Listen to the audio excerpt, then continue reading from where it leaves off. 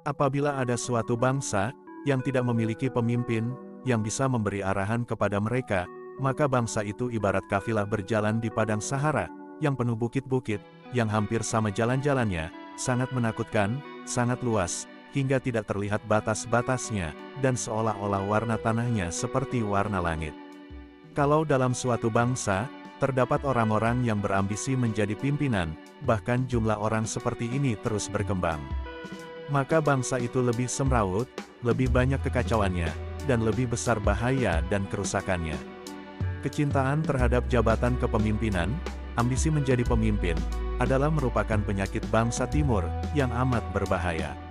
Sedangkan berebut atau bersaing menjadi pemimpin, adalah merupakan penyakit orang timur yang kronis. Begitu juga setiap ada pemimpin yang tampil, pasti timbul kecemburuan terhadapnya di hati bangsanya. Dan rasa dendam pada jiwa mereka semakin membara. Lalu, mereka melakukan adu domba, menjelek-jelekkan pemimpin tadi, mencurahkan segala kekuatan yang mereka miliki, untuk menjatuhkannya.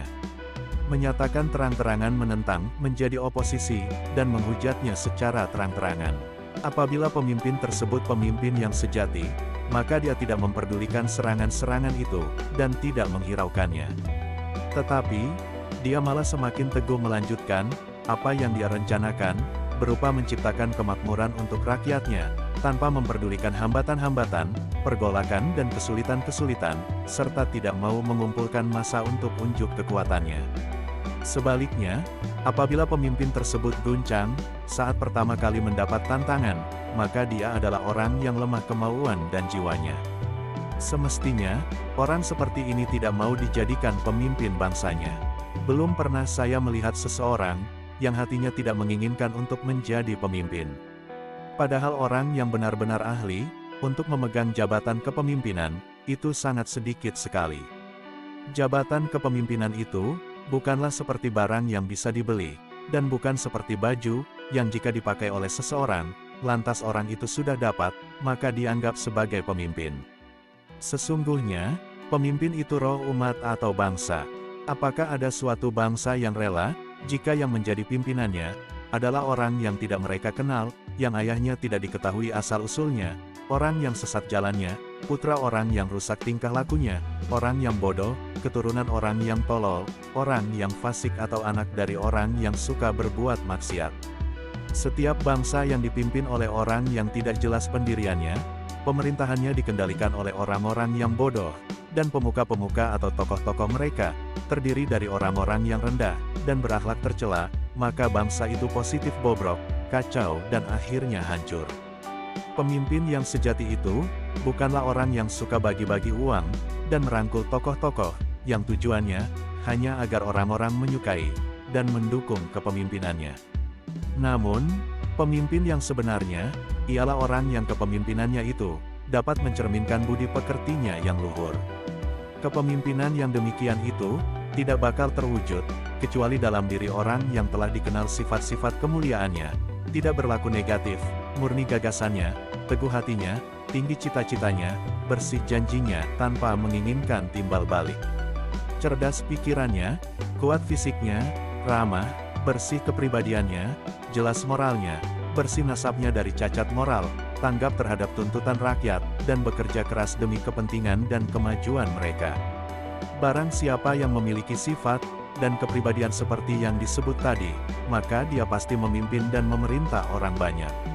Semua ucapan dan petuahnya pasti didengar dan ditaati oleh rakyat, memiliki wibawa dan kedudukan yang tinggi di kalangan mereka. Sungguh kita heran, dan benar-benar mengherankan kita, sekelompok orang yang tidak pernah berjuang, apalagi berperang membela negara, berusaha mati-matian mempengaruhi rakyat, agar mereka mau mengangkatnya sebagai pimpinan.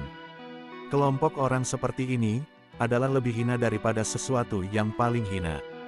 Mereka sama sekali tidak memiliki jasa atau keistimewaan, yang dapat mengantarkannya, pada kedudukan kepemimpinan yang mereka upayakan.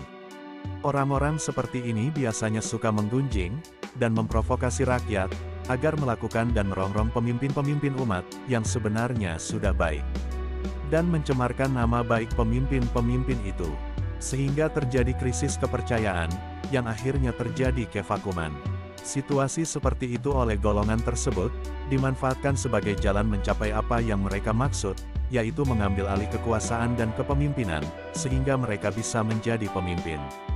Padahal mereka tidak menyadari, bahwa apa yang mereka lakukan itu, sebenarnya membuka cacat dan kejahatan mereka sendiri, yang pada akhirnya rakyat menjauhi mereka, tidak memperhatikannya, bahkan membenci dan marah kepada mereka.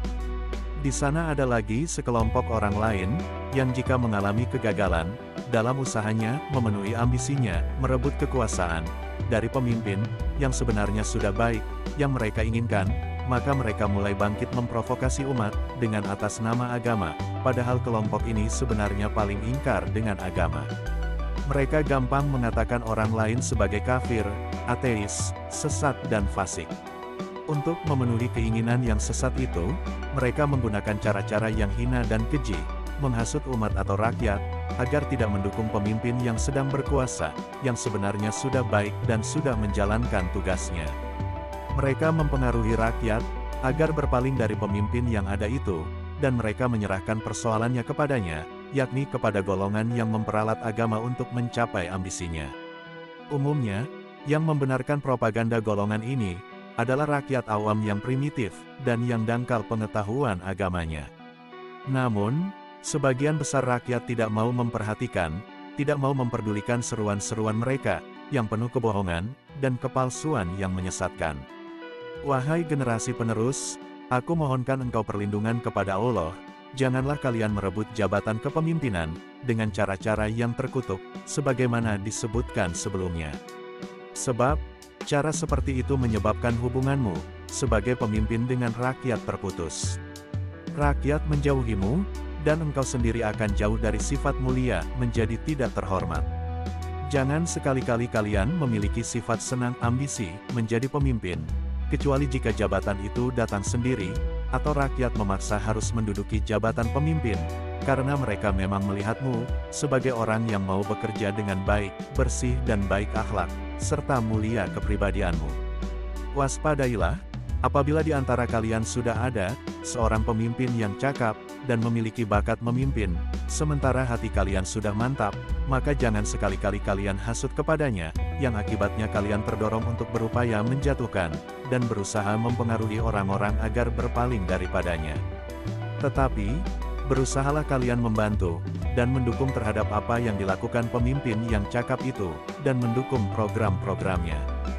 Jadilah kalian sebagai tangan-tangan yang membantunya, dan pendukung-pendukung setianya.